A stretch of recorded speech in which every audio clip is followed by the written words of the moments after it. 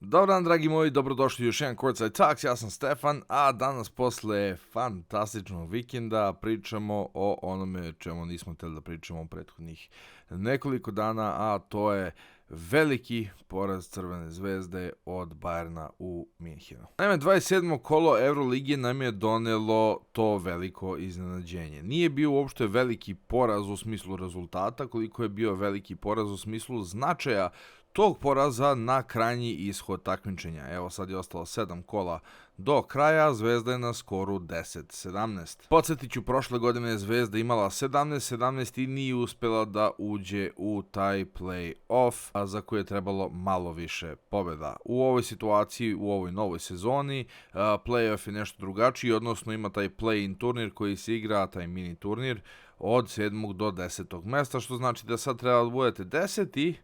umjesto 8. i ima tu još 2 mesta lufta. Međutim, jako teška situacija za ekipu Crvene zvezde, jer sad njoj fali već 3 pobjede da bi stigla do tog 10. mesta. A da bi eventualno uspjela da igra u gostima protiv 9. pa onda ako pobedi to da igra protiv gubitnika 7. 8. Ako pobedi to da igra ponovo u gostima protiv najvjerojatnije ekipe Reala iz Madrida, i to trenutno deluje svetlosnim godinama daleko. Sad, da se osvrnemo na utakmicu u Minhenu, protiv Bayerna poprilično jedna loša utakmica na obe strane, ali možda smo mi svi malo više očekivali da će Zvezda da se potrudi. Ne mogu da kažem da se nisu trudili, samo prosto to nije bilo to.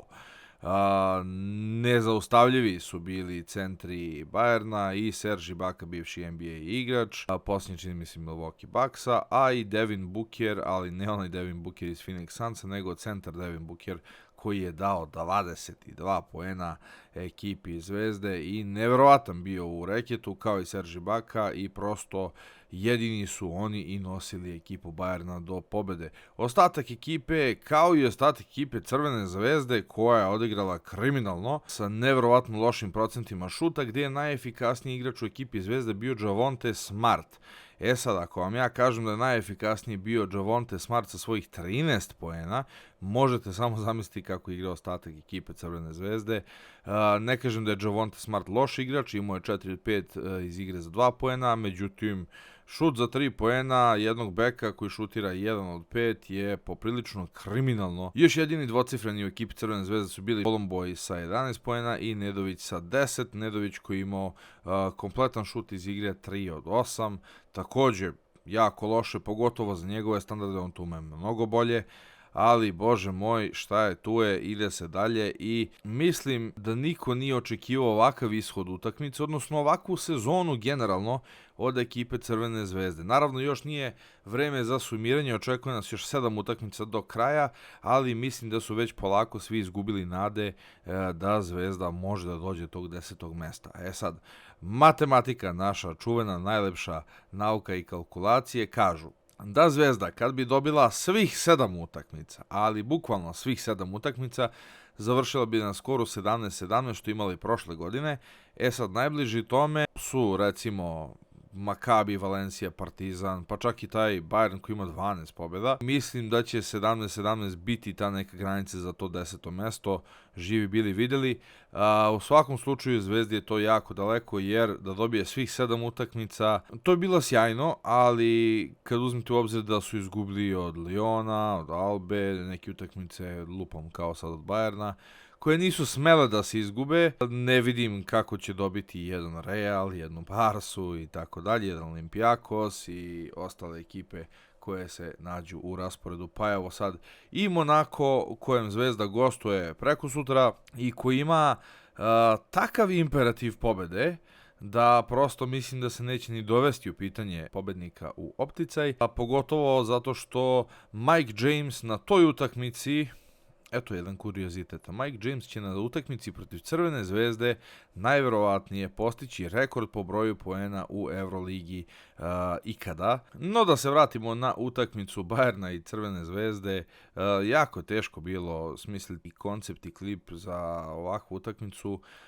ali ajde da se vodimo i statistikom, da pogledamo šta se tu izdešavalo. Sve 4/4 je ekipa Bayern dobila u svoju korist, manje više sa 1 ili 2 poena razlike, osim osim druge četvrtine gdje Zvezda nije izašla iz cigana, što se tako ulično žargonski kaže na basketu, ironija života, gdje je dala samo 8 poena, odnosno 4 koša iz igre za 10 minuta, ali doduše primila je samo 12, tako da vam to sve pokazuje koliko je efikasna utakmica bila. Mnogi će reći, tvrda utakmica, jaka. Nije, brate, nego vam je indeks kompletne ekipe 62 na kraju utakmice, a jedan Efes je izgubio sa indeksom od 98, a Bayern je imao indeks za pobedu 96. Vidjet ćete da je jako neefikasna utakmica bila i da prosto nešto nije štimalo. Nisu dobro koševi bili namešteni, što se kaže. Da li je moglo da se pobedi? Pa možda je moglo. Neke stvari da su se izokrenule. Možda bi Zvezda na kraju izašla kao pobednik, ali sve u svemu jedna jako tužna utakmica. A ako pogledamo statistiku, vidjet ćete da je Zvezda bila bolja u samo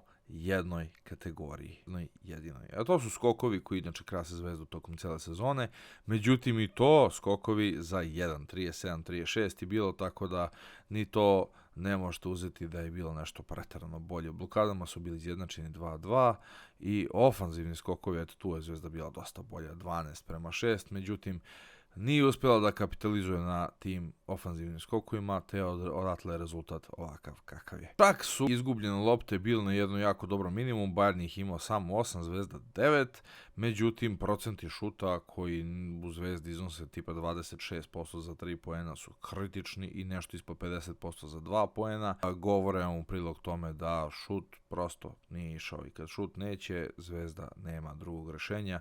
Nisu igrali ni Miloš Teodosić, ani Topić, što zbog povrede, ali nije igrao ni Tompkins koji je doveden kao veliko pojačanje za klupu.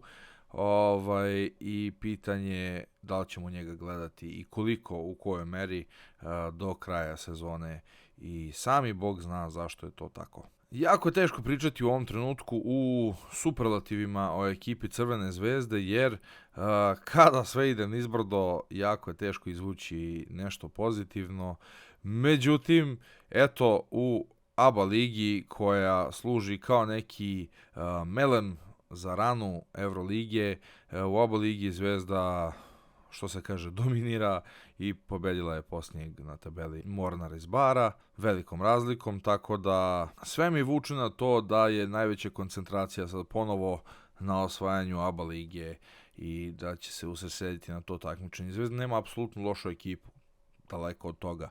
Na početku sezone da je neko rekao Zvezda sa ovom ekipom koju je okupila, da će Zvezda imati 17-17, ja potpisujem da niko ne bi prihvatio taj skor na početku sezone sa ovom ekipom, nego bi rekli može to mnogo bolje, bit će to mnogo više, bit će to ozbiljnije. Međutim, na polusezoni da je neko rekao 17-17, a gde treba da se potpiše, brale, sve ćemo samo da bude 17-17. Tako da vidjet ćemo. Nažalost je to tako, sledi utakmica Zvezde protiv Monaka u gostima, pa ćemo vidjeti šta dalje, kako dalje i daćemo neki komentar. Ja se iskreno nadam da nisu takvi momci, ja stvarno verujem da nisu, da su veliki profesionalci, da će stvarno dati sve od sebe u posljednjih 7 kola, da pobede što više i da ostave dobar utisak, iako je sada već poprilično poljuljano i mišljenje, a vidjet ćete to i po pregledima, nema ovde kad je Zvezda u pitanju, ako ne dobija, tanko, brale. Tako da to je što se ekipe Crvene zvezde tiče, nažalost je takva situacija. Ja se iskreno nadam da će po srpske klubove biti dosta bolje, jer slede u sezone u kojima ćemo dobijati neki Pariz, London, neki Dubai, neki možda i Abu Dhabi, biće drugačije i biće dosta borbe da se izađe na kraj sa svim tim, a definitivno ako neka nacija, ako neki narod zaslužuje da ima predstavnike u Evroligi, to je Srbija, što po košarci, mi smo vice šampioni sveta, što po igri koja se pruža i po navijenju i po zaluđenosti košarkom, koju apsolutno podržavam i svaka nam čast na tome svima zajedno. Tako da To bi bilo to za ovaj klip. Budite mi dobri, budite mi pozdravljeni, vidimo se koliko već prekosutra da iskomentarišemo i tu utakmicu. Nadam se da ste uživali u ovom videu, ne zaboravite da se subscribe-ujete na kanal, ne zaboravite da lajkujete ovaj video. Podelite mi vaše mišljenje u komentarima što se tiče cjelokupne sezone, što se tiče generalno vaših utisaka povodom ove sezone. Možda sam ja u krivu, možda sam ja... možda mi je dosta žao što je ovako, ali neću krivca tražiti osim situaciju u kojoj se nalazimo i šta dalje. Najlakše je uperiti prstom i reći on je kriv za ovo, ovaj je kriv za ovo, ovaj nije dao trojku, ovaj nije dao pas kad je trebalo i tako dalje. Po strani sve, nego hajde da vidimo šta je činiti da bi ovo sve, što se kaže, već u narodnom nekom periodu izgledalo dosta bolje. Ja sam bio Stefan i do sljedećeg puta, ćao.